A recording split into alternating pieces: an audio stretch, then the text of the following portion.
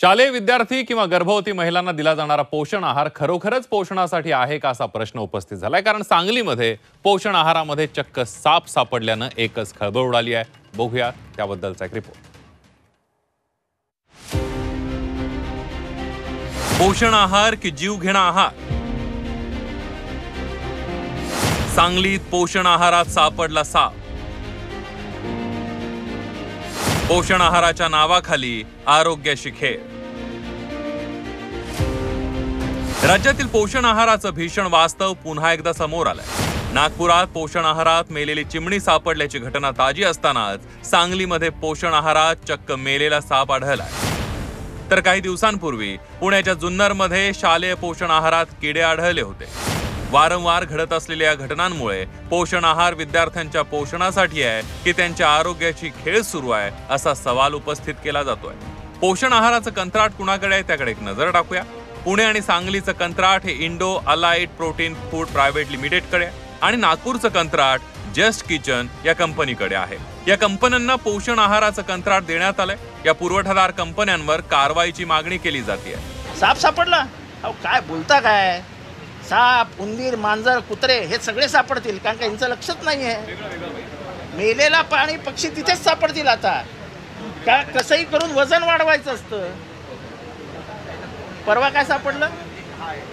चिमणी। आज साप, म्हणजे एक उडणारा पक्षी सापडला, एक रांगणारा पक्षी सापडला, आता एक 4 पायाचा प्राणी सापडेल, कदाचित तो कुत्रा असावा। दरम्यान मुख्यमंत्री एकनाथ शिंदेंनी झी24 तासच्या बातमीची तातडीने दखल घेतली।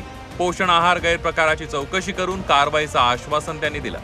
पोषण आहारामध्ये जे काही अशा प्रकारचे गैरप्रकार आढळत आहेत त्याची उच्चस्तरीय चौकशी केली जाईल आणि अशा प्रकारे मुलांच्या जीवाशी खेळण्याचं काम जे कोणी करत असतील त्यांना पाठीशी घातलं जाणार नाही, त्यांच्यावर कारवाई केली जाईल। तर सांगलीच्या पोषण आहाराबाबत 48 तासात अहवाल मागवून दोषी आढळल्यास ठेका रद्द करण्याची ग्वाही मंत्री आदिती तटकरेंनी दिली आहे। संबंधित जे लाभार्थी आहेत यांच्या तक्रारीची गांभीर्यपूर्वक दखल ही विभागाने घेतलेली आहे आणि जे दोषी ठेकेदार असतील त्यांच्यावर कठोर कारवाई केली जातील। प्रसंगी त्यांची जी सुविधा आहे, त्यांची जी सेवा आहे ही सुद्धा जर ते दोषी आढळले तर रद्द केली ही निश्चितपणाने जाईल।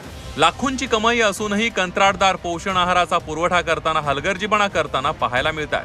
ठेकेदाराला एका मुलामागे दिवसाला 8 रुपये मिळतात। राज्यात 1,09,000 अंगणवाड्या आहेत। एकूण 26 लाख लाभार्थी विद्यार्थी आहेत। सरकारचे दिवसाला 2 कोटी रुपये शालेय पोषण आहारावर खर्च होत आहेत। गोरगरीब विद्यार्थ्यांच्या पोषणासाठी सरकार कोट्यवधींचा खर्च करतं।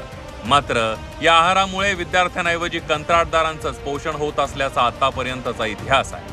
आता तर मेलेली चिमणी, साप, कीड पोषण आहारात सापडल्यानंतर तरी कंत्राटदारांवर कारवाईचा बडगा उगारला जाईल अशी आशा करूया। ब्युरो रिपोर्ट, झी24 तास।